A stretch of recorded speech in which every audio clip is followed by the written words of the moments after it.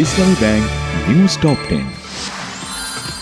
শিল্প সাহিত্য ও সংস্কৃতিকে রাজনীতিকরণ কখনোই সভ্য দেশের কাজ নয় বলে মন্তব্য করেছেন প্রধানমন্ত্রী তারেক রহমান।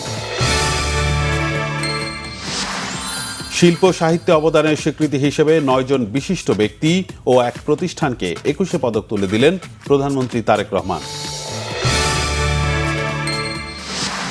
অমর 21 গ্রন্থমেলা শুরু হচ্ছে আজ। উদ্বোধন করবেন প্রধানমন্ত্রী তারেক রহমান। প্রদান করবেন বাংলা একাডেমি সাহিত্য পুরস্কার।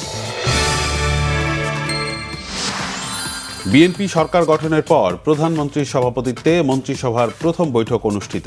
নতুন সরকারের বিভিন্ন পরিকল্পনা ও করণীয় নিয়ে আলোচনা। বাংলাদেশ ব্যাংকে যোগদান করেছেন নতুন গভর্নর মুস্তাকুর রহমান। বৈঠক করেছেন ডেপুটি গভর্নর ও নির্বাহী পরিচালকদের সাথে।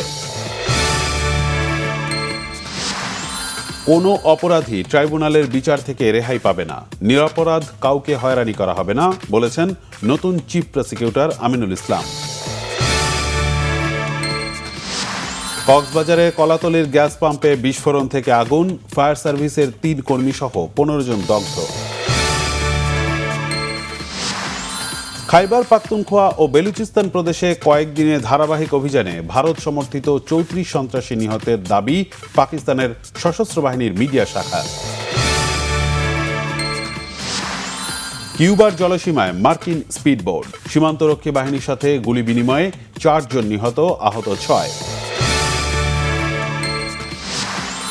আবারও ভিনির গোল, বেনফিকাকে ফের হারিয়ে চ্যাম্পিয়ন্স লিগের শেষ ষোলোতে রিয়াল, সঙ্গী পিএসজি।